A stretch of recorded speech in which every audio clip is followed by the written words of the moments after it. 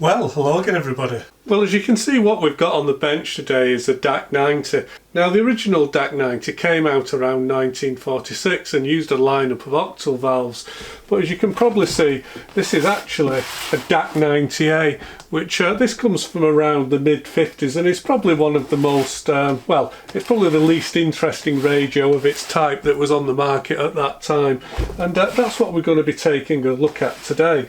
Now, I purchased this radio recently at an auction, and I paid £25 for it, and to be quite honest, I think they saw me coming, because although it looked perfectly okay in the auction house, when I actually got it home, I can actually see that there is actually some cracks in the cabinet. There's one in the corner here which runs all the way across the bottom of the cabinet. Now, unfortunately, I don't think the crack is going to come out very well on camera, but unfortunately it comes all the way from the tuning control here, from the on the front cabinet. It actually goes all the way down the underside, pretty much. Well, I think it does actually go, yeah, all the way through to the back, and it's actually been glued at some point in the past. And we've also got another crack which is running along the top edge of the radio. And maybe you'll be able to see on camera that the speaker grill has been pushed in as well. So yeah, it's definitely been through the wars, this radio. Now, because of the damage on this cabinet, this isn't something I would normally bother to repair, because these DAC90s, as I said earlier, I'm not a great big fan of them.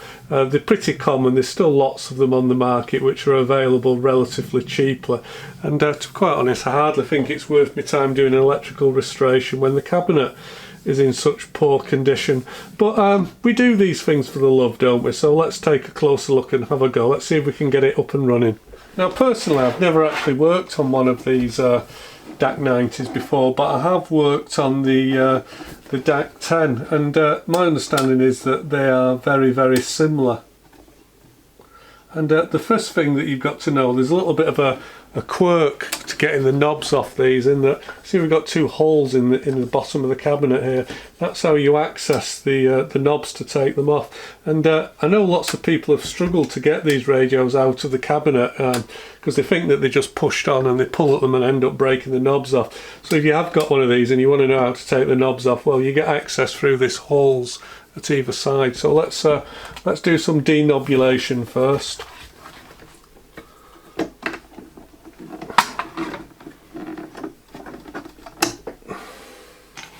Now I've taken that knob off, I can more clearly see that the crack has actually, yes, it's come right from the edge here, and it's gone all the way across, right to the underside, right to the back of this radio. So I'm suspecting this must have been glued, because the crack doesn't seem to want to open up, so somebody's glued this back together at some point in the past. Just looking at these screws, they look very rusty. And that makes me think that at some point this has probably been stored in a wet shed somewhere in the damp. Although the back looks in fairly good condition. Can you see how much dust there is in here? I think it's rare that I've actually seen a radio with quite as much dust in there. I think we're going to have to take this outside and brush it off, because it's absolutely horrible. I'm guessing that this is a band select switch on the side, so we need to take that off. I think I can just about see the screw holding it on.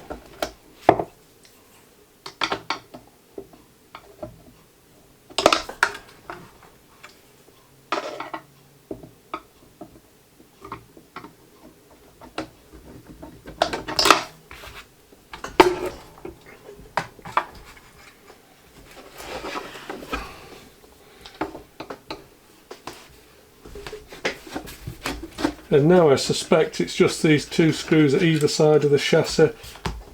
Did I see anything else holding it at the top? No, I think that's it. So let's see if we can slide this out now. Nope, doesn't want to come.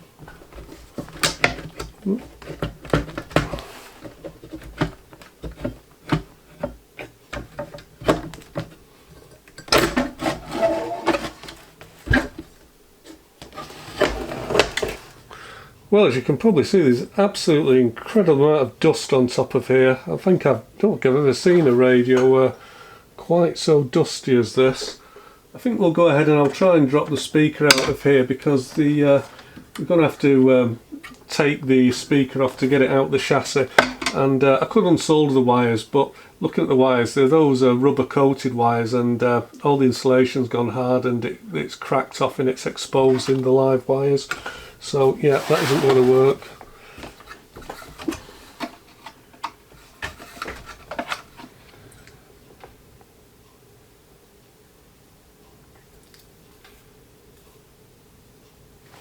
Okay, well, before we go any further, I'm going to take this outside now and I'm going to brush all the dust off it because it's terrible. Now, in many ways, these radios look quite ideal as a beginner's set because, as you can see, everything is very easy to get at. It's very accessible. And again, if you've worked on something like a DAC10, which I think is a much better looking set, actually to get at things like the tag board are actually more or less impossible.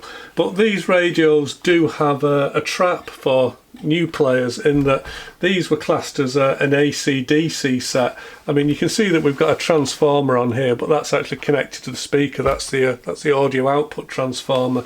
You can see on the top of the chassis there isn't a mains transformer, and there isn't a mains transformer underneath the chassis here. So what these actually use is they have a big resistor here, a big dropper resistor, and the valve line up, the filament heaters are all wired in series so that they can pretty much run off the mains voltage directly.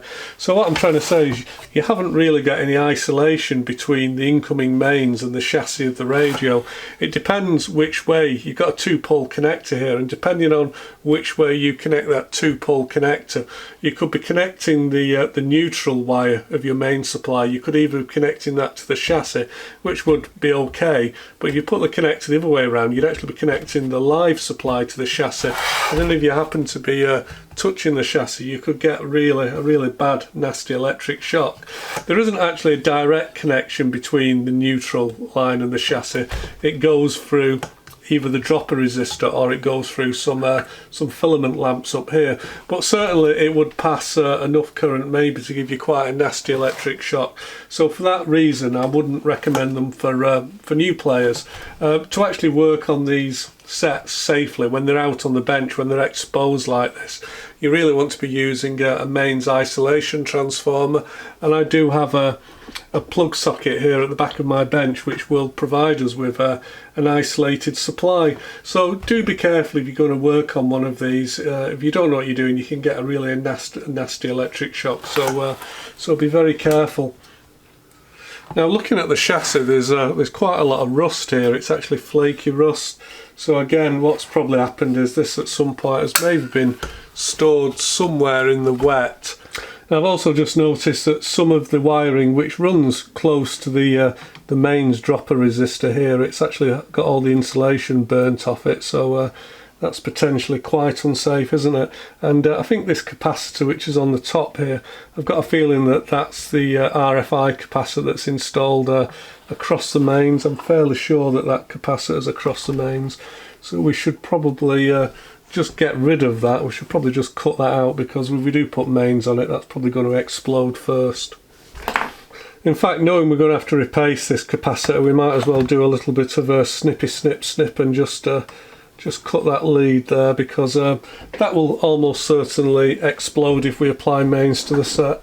And now I've turned the set around, I think you can see here that the wiring to the speaker, the rubber coated wire, it's actually just falling off. It's gone hard and brittle, and the insulation's just falling off the speaker leads now.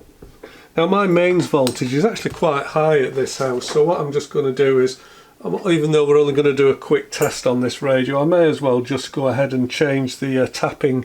So this is the main dropper resistor that drops the mains voltage down, and it's got a number of tappings on the resistor. So you've got a 250 volt section, a 230 and a 110.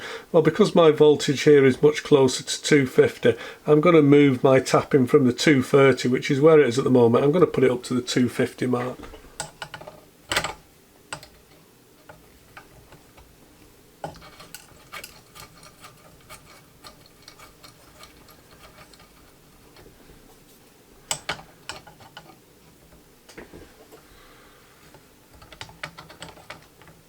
Now, I may have mentioned earlier that the main supply, having gone through the switch, one side of it actually goes through both the dial lamps, and the dial lamps will actually affect the mains voltage coming into the radio. Although in theory, if both the bulbs were actually to fail, there is a bypass resistor which is meant to keep the radio functioning. But yeah, this has only got one dial lamp in it. Somebody's actually taken one out. It probably failed at some point in the past.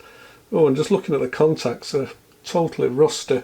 So I think we're going to have to give them a bit of a clean and install a couple of new dial lamps. God, I'm amazed how corroded that is. Yeah, it's definitely been stored in the wet at some point, this radio.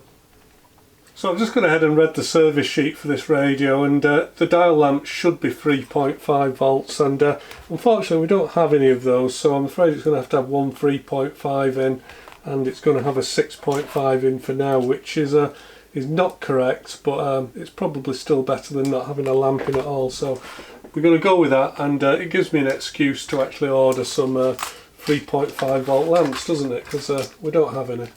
Well, it's only a moment for you, but it's actually a few days later for me, and I did go ahead and I purchased some new bulbs for this radio, which I've gone ahead and have installed. Now, looking at the original bulbs, they were 3.5 volts at I think they were 150 milliamps, whereas the bulbs which I've actually bought are 3.5 volts again, but they're at 0.2 amps or 200 milliamps. So I suspect these bulbs might be quite dim, but it does appear that you can only buy the 0.2 amp variety these days, unless of course you're lucky enough to drop on some old stock of bulbs. But I've gone ahead and I've popped them in, and we might as well give it a try with that. I've covered up these pins on the back of the what will be the mains connector, because they're going to be live. So just turning the radio over, you can see I've also gone ahead and I've just disconnected the grid coupling capacitor here, and I've just bodged in a temporary capacitor, because of course these capacitors do go leaky, and you don't want your output valve to be passing a lot of current and damaging itself. So that's that capacitor that we've all heard about, and I've just taken that out of circuit. In fact, rather than it just blowing around in the breeze there, I think we'd better just do some snippy snip snip. There we go, gone. So that's now out of circuit, and we've got that replacement one in. So I haven't done any more work to this radio. I did notice one of the valves was loose, and when I pulled the valve out, the pins are absolutely black. So I have taken a fiberglass pencil and I've rubbed all the pins until they went bright again, and I've also just sprayed some switch cleaner into the valve bases and given all the valves a bit of a wiggle, so we should have a good connection. But what I haven't done is gone ahead and powered this radio up, because I thought I would wait till you guys were back so you could see the first power up. Now we've got to be a little bit careful because all the insulation's fallen off these speaker wires, and so that's a bit dubious, isn't it? So let's just plug in, I think, and throw caution to the wind and see what happens. I don't know if you can see on camera, but the valves are glowing and they're getting warm. It's a series strung heater chain, this, so if you've got one valve that's got a burnt out filament, none of the valves will light, because all the filaments are like the old-fashioned Christmas tree lights. They're all wired in series. I can hear a little bit of something coming from the speaker. Let me just reach round and turn the volume up. Oh, I can actually hear hiss. That's a good sign. Will it tune? Absolutely jumping. There'd be a sellout. I believe people were trying to get season tickets last night. I was re-diagnosed 7 years ago. Well, it looks like this radio is in fact working. Working to a fashion anyway. That's probably picking up about as much as I normally do on medium wave in this location. I'll try to build it. But it does remind you that texting us costs 50. I think we've just got the normal dreadful sports stations. Shall we see if we will get anything on long wave? Oh, looks like we've got a crackly volume switch there, needs cleaning.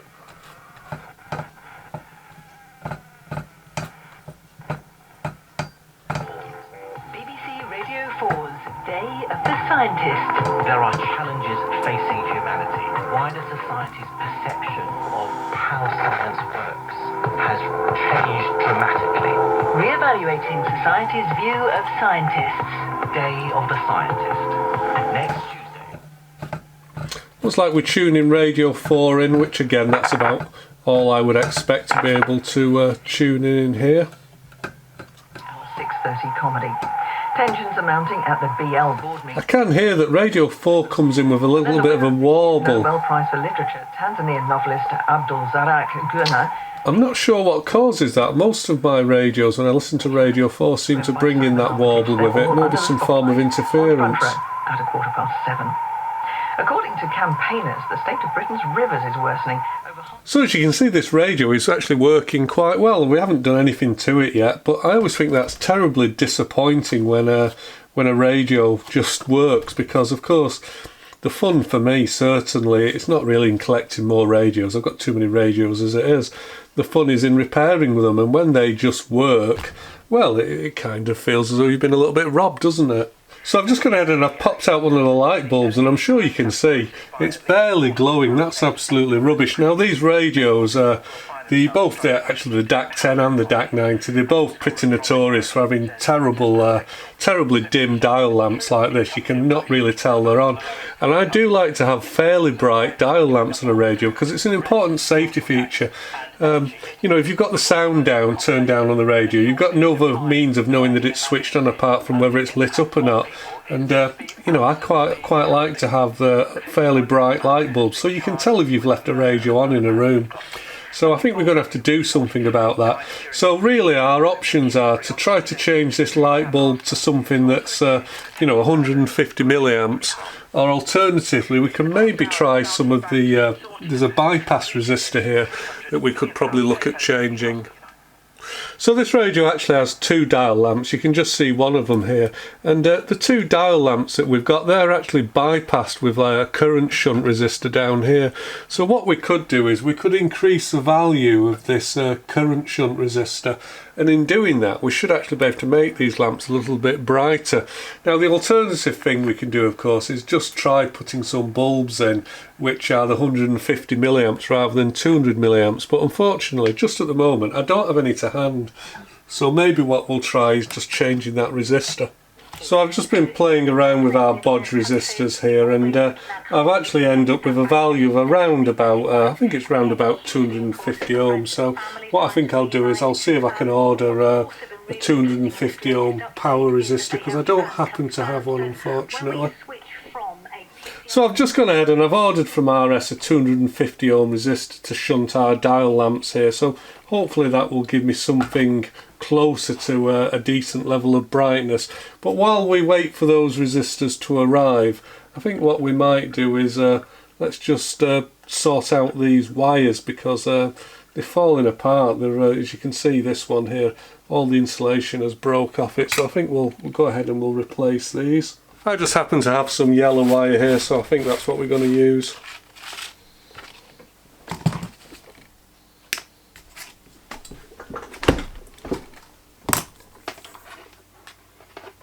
I think we might make these wires a little bit longer than the originals, because there's no point in fighting with short wires, is there?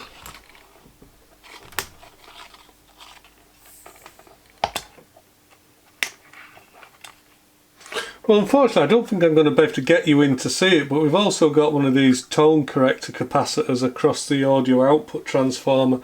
Now I think I've explained before, you should generally go ahead and replace these capacitors that go across the audio output transformer. They go across the primary, because they do actually see quite a lot of voltage in service, because you get a back EMF effect from the actual transformer. So surprisingly enough, these can be quite highly stressed, these capacitors.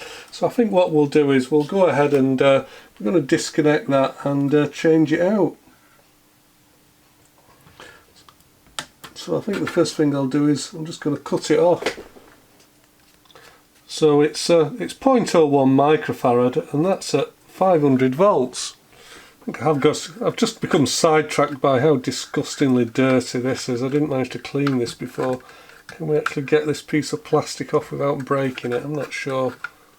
Come on, why won't you come out? Oh, there we go. Oh, that reveals lots of filth that I forgot to clean up. Let's get rid of that. Well, as you can see, I'm not actually doing these repairs in a even slightly logical order.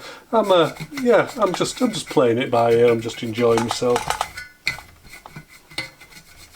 But I suppose it hasn't been opened in nearly, what did I say this is? A 1950s radio, so probably not been cleaned in nearly 70 years or maybe more. So it appeared that our original piece of little plastic there, it must have been glued on because I can see the glue on it. Can we get that to slide back in? Not sure. I think that went.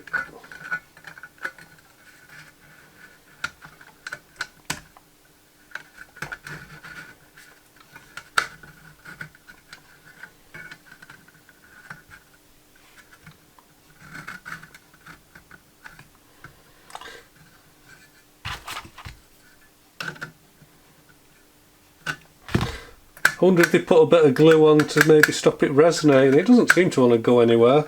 I don't know. Maybe we can put a bit of glue on it later, but that seems okay for now. So our capacitor was 0.01 microfarad at 500 volts, and what we've got here, we've got a 0.01 at 630 volts. So I'm sure that will work fine. Can we just get that in there? A little bit difficult. If I was taking more time with this, I'd probably remove the transformer and solder this on separately, but yeah, we'll be okay.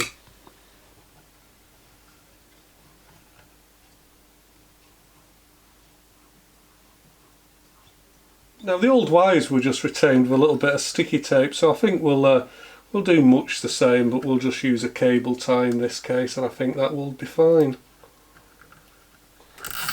Well, we've only done a simple repair, let's just test it and make sure that works. So, to be the alter ego, the entertainer, the fun guy he is, and I think when he trusts us, which he does, he enjoys working with us, he knows us, he can let it come out, and I think he's very relaxed. I think he's very relaxed going into fight week. Yeah, that seems to work okay, doesn't it? Well, I think the next thing we need to address is, well, some of this meltage around here. So you can see that we've got a big dropper resistor here, and well, yeah, the radio was only on a moment, but that is quite hot already. And yeah, these radios do give out a lot of heat. So because this dropper resistor gets red hot, and I can barely touch it, we can see we've got a wire here with all the insulation is cooked off it, and we've got, I think this is probably the mains wire from the switch, which is a I think that looks like a fiberglass covered wire, but again, all the insulation is actually melted off that, so that's in a terrible state as well. Now I think that I may have some high temperature wiring that we can put back onto here. So let me just go in search of that, and hopefully we can improve things. And also we've got this across the mains capacitor that we've got to take care of. Not sure what value is. We're not kind of working to circuit diagrams today, we're just playing it by ear, so can we get that off?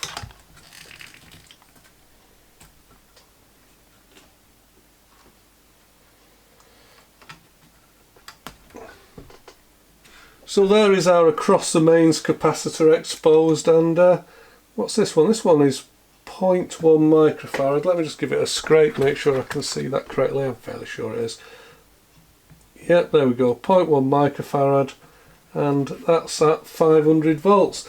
Now that's an across the mains capacitor, that one. I'm fairly sure that these are wired across the mains. So because it is a capacitor that's wired across the mains, it should be a safety capacitor. It should be an X-rated capacitor. Now not sure if we've got any of them or not, but that's what we need. Well, as you can see off camera, I did go ahead and I've replaced the wiring which goes to our dropper resistor. Now I'm afraid it isn't actually what I would call my neatest work, because the only wiring that I could find that was heat resistant was, I think it's kind of like 13 amp cable, so it's quite thick. And I had trouble getting these thick cables onto the tag strip, so I had to wrap them round and put some really quite big blobs of soldering on. So yeah, not too proud of that. It's certainly not my neatest work, but it is at least safe, and I have used a proper heat-proof cabling, which was the right thing to do. And you can see that I also went ahead and I replaced the capacitor that was across the mains, and I have actually replaced that with a correct X-rated safety capacitor. So this is one of those reefer paper capacitors, so no doubt at some point in the future, maybe long after I'm dead, somebody will plug this radio in and have the pleasure of that exploding and filling their room with white smoke. Now, I've got to admit, I'm not exactly feeling the love for this DAC90, so I'm not planning on doing as detailed as a restoration as I might normally do. So I'm thinking of probably just changing out the capacitors that I think need changing. Now, at one point, I would have always have changed out the main smoothing electrolytic here, because, you know, in my experiences, they can go bad, and often do go bad. But I've been keeping my eye on this one for a little while.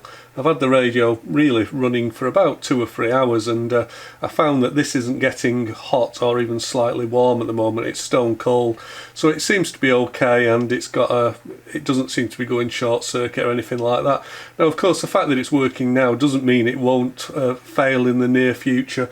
But I'm gonna give it the benefit of the doubt for now and leave the main 2-part electrolytic smoothing capacitor in place. Previously, I temporarily replaced the main AF grid coupling capacitor here, so that's got a temporary capacitor in. So we need to go ahead and put another capacitor in place of that.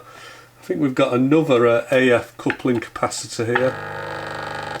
Yeah, and just because it is an AF coupling capacitor, again, I think we'll change that out.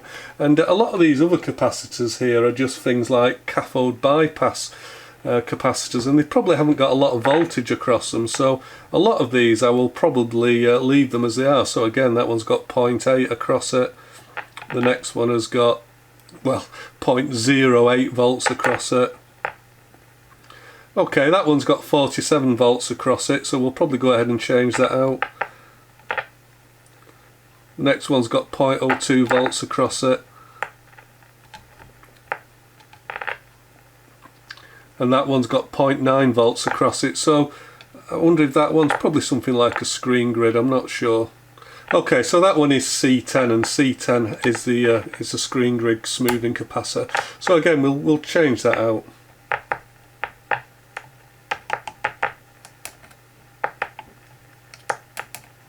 Is there a noisy resistor there? Ooh, it's gone away. I thought we were getting a bit of a noise there before.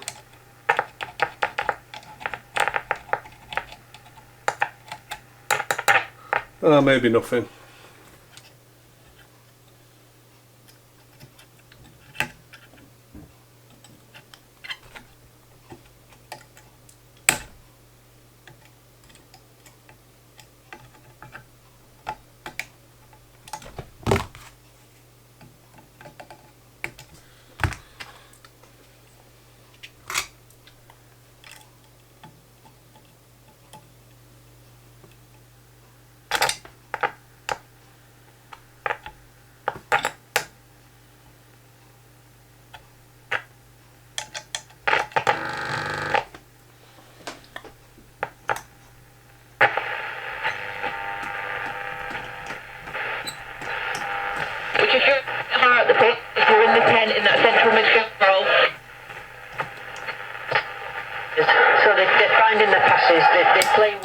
Yeah, that seems fine.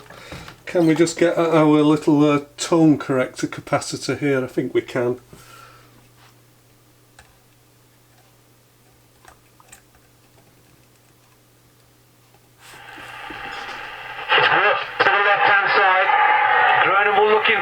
It's got space, midway point of the city half. Hanson's calling for it on this near touch line, but the ball is now actually with Blundell. I think the tone has improved for changing that tone corrector capacitor, so yeah, perhaps it wasn't good. Man City have the free kick. The physio needs to. I think it might have got a bit louder as well, so that's a win-win. Well, I don't think I'm going to bother to unwind the old leg of this capacitor from the tag strip because there's quite a few things on top of here, so I think what I will do is, yeah, okay, it's a little bit bodgy. I'm actually going to just J-hook in the new capacitor into place, which is just going to be a little bit easier for me, so that's what I'm going to do. What value was that? That was a 0.05 I suspect that was probably at 500 volts, was it? 0.05, I can't actually see the working voltage. I'm guessing it was probably a 500 volts. Now of course you can't actually get a 0.05 capacitor anymore, so it's going to be a 0.047, which is absolutely fine.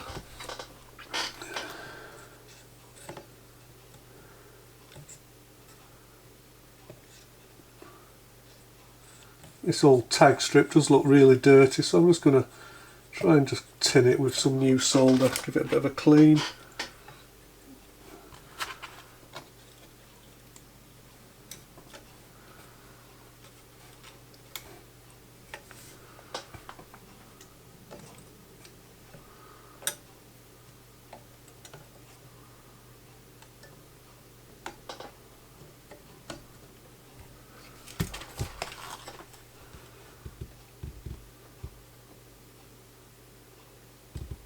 So just using the old meter, I'm just checking all of these resistor values, and I've done about half of them, and some of the resistor values have gone a little bit high, but they're probably still within tolerance. So R1 should be about 1 meg.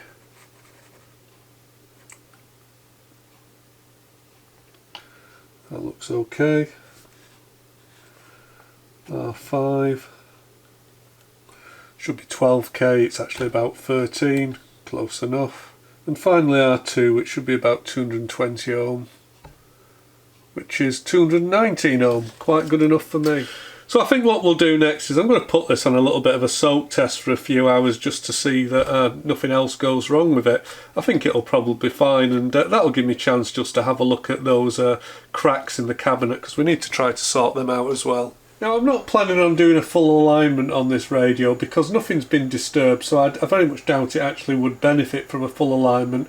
But what we might do is we might just check the IFs and peak them. So I've had the radio switched on for about an hour, just giving it time to warm up, although of course it would probably be better to do it inside its cabinet. It is just a little bit more accessible when it's outside.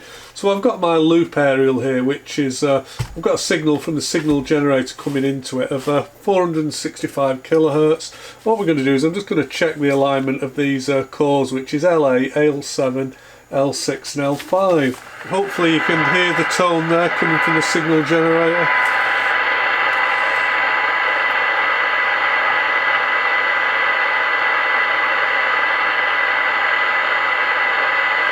Okay, that didn't seem to have any effect.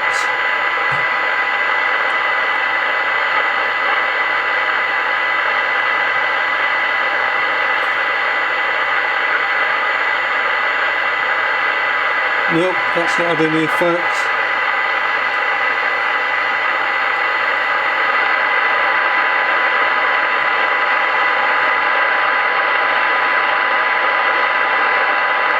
Okay, that took a little bit.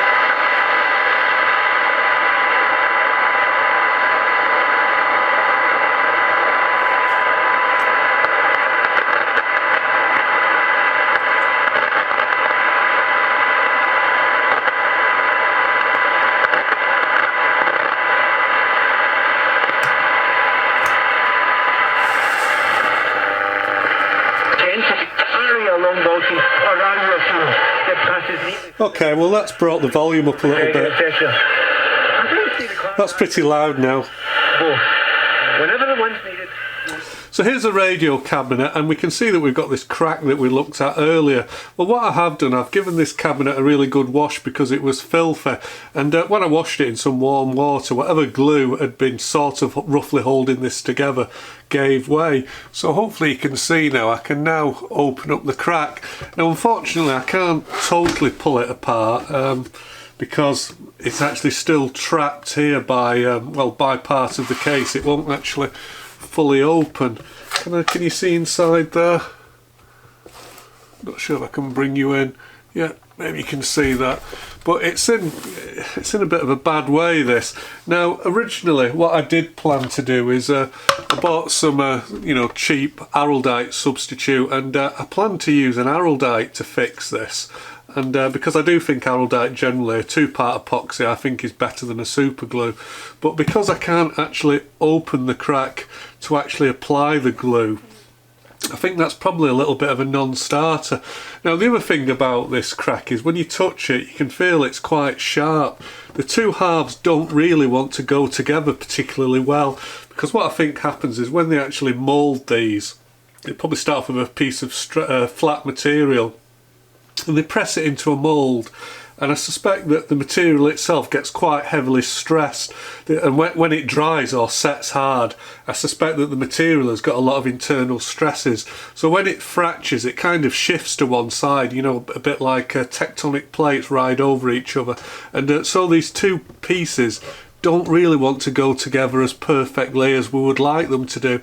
I mean, that seems to close up fairly well there, but I don't really seem to be very able to close it up, you know, at this side. It just doesn't want to go together, and yeah, that's got quite a few cracks around it. I think probably the only way to probably do a half decent repair on this is probably to super glue it back together, and then maybe to use some fiberglass matting on the inside just to reinforce it, because I suspect that this crack isn't going to get any better. The other thing which makes these things crack, or makes the crack spread, is again because this is an AC/DC set and it has this big dropper resistor in it, you get a lot of thermal changes. The set gets red hot inside, and you know, that will make the cabinet slightly expand, and then it shrinks, and it's a bit like frost damage to brickwork. Again, it will just make the cracks spread, and it's quite difficult to stop. I mean, normally quite often you might do things like drill a hole at the edge of the crack here so that as a stress reliever, but most of the crack already goes into this hole where the tuning control is, so that was that's a bit of a problem. And we did see earlier this crack on the corner, which might not be coming out very well on camera, but again, I can kind of open it and close it, but I won't be able to really get very much glue into there. So I think the only thing that I can try to do is to try to put some super glue on it, which is quite a thin glue. Put some super glue in here, and hopefully maybe it will just creep into the crack and seal it. But I'm not entirely hopeful. I think at the end of the day, you know, this probably wants a new cabinet. Okay, well, I've got a couple of tubes of super glue to go out here. So I've got this industrial grade super glue, which is HV, so that stands for high viscosity. Now I don't think that will be perfect, because I think it might be too thick and too gel-like to run into our crack, so we're not going to use that. Well, the other thing I've got is this Gorilla super glue, which I'm hoping is just going to be a bit thinner and runnier, and should just get kind of pulled into our crack here, or that's the plan anyway. So I think what we'll try and do is open the crack kind of as much as we can, although I don't want to break the cabinet. Okay, and I think all I can do really is just try to squidge some in. Okay, well, this stuff actually is quite thick as well. It's not super runny, so it's not perfect.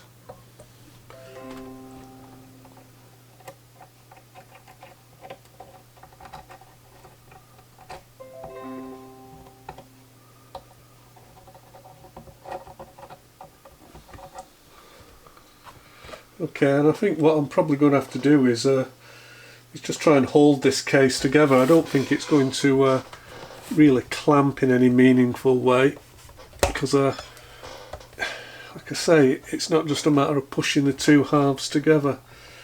What I will need to do definitely though is wipe some of the excess off. Well, I'm afraid, like the best made plans of mice and men, that didn't actually go quite according to plan. I did manage to glue my finger to the radio, and when I took my finger off I left a layer of skin attached to it, so I've quite literally got some skin in the game. I don't think that the glue that I used managed to creep into the crack anywhere as well as I would have liked it to, and I guess the other thing, it's also left this white residue which kind of makes the crack stand out even more, so that's not perfect.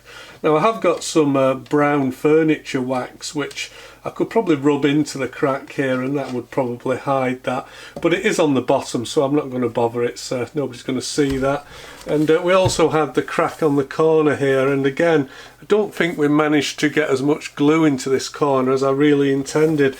Now it's certainly better than it was, because before when I touched the cabinet the crack was opening and closing, so I've managed to seal it to some extent, but again, a long way from perfect.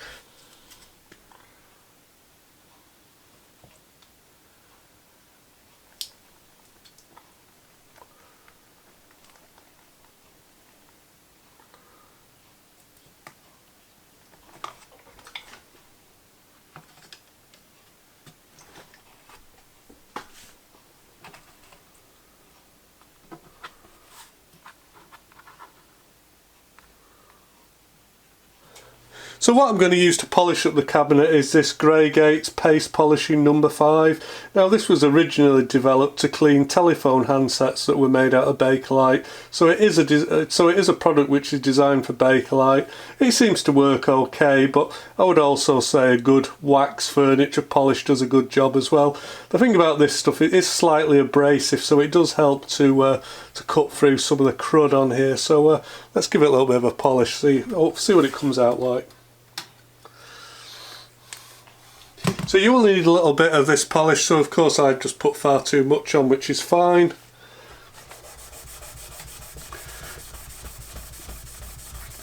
And you can see it actually does bring off a fair amount of dirt and crud off it. So if you leave me to polish this, I'll bring you back when I've done.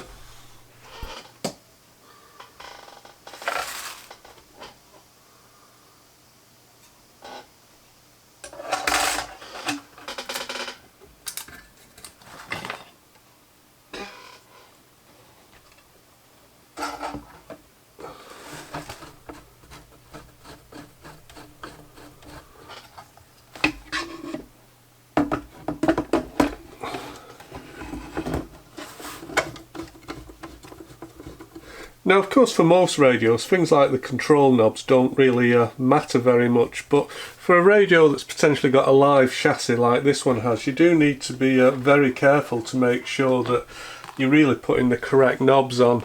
And what you don't want is you don't want any control shafts protruding from the front of the radio, because as we said earlier, these shafts could potentially be live depending on which way the mains connector is plugged into the back of the radio. So that's probably one of the reasons why they'd actually do use such a positive way using a grub screw to actually retain the control knobs on here, because if a knob comes off, if you touch one of these shafts, you could get an electric shock.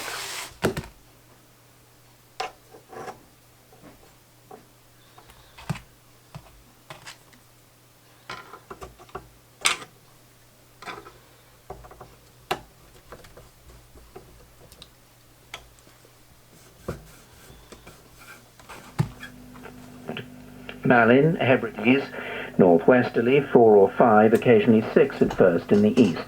Rain or showers, good, occasionally poor at first. Bailey, northwesterly 3 or 4, but 5 at first in the far southeast. Showers, good.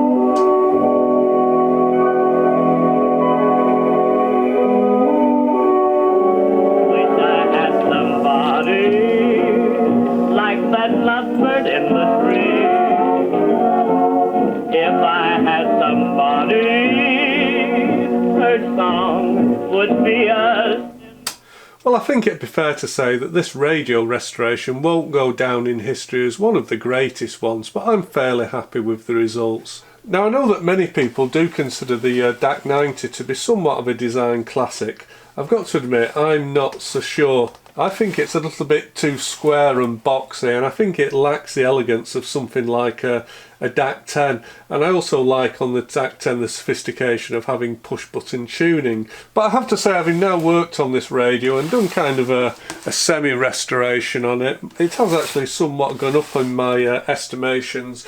Even though it's a relatively simple circuit and a simple radio, it actually performs very well, and the internal frame aerial seems to pull in stations brilliantly, so I really don't have any complaints with the performance. The sound level seems to fill even a large room with ease, and although again it lacks things like a tone control, I think the sound from the radio is certainly not unpleasant. So will this radio be a keeper? Well, I'm not certain, but I think this one has actually earned a place on my radio shelf, because I'm quite pleased with it. Now there seems to be really no shortage of these DAC90 receivers on the market, and I think that's one of the reasons why you can actually get one for not very much money. As I say, I paid £25 for this one, although I wasn't expecting to have to deal with some of the cracks in the Bakelite that we've got. Maybe I will look for another case for this one, but to be quite honest, until you're right up to the radio and looking closely, I don't think anybody would notice these cracks in them, and I think the way that I've glued them up and then backed them with some epoxy resin, I think they'll probably be okay like that. Now if we can put the issue regards the live chassis to one side, it's certainly a very easy radio to work on, although again perhaps not a radio for a beginner just because it has a live chassis, but I guess if you take care then maybe those problems are insurmountable. But I think for today that'll do. As always, thanks very much for watching, and I hope to see you again very soon. But until then, bye bye for now.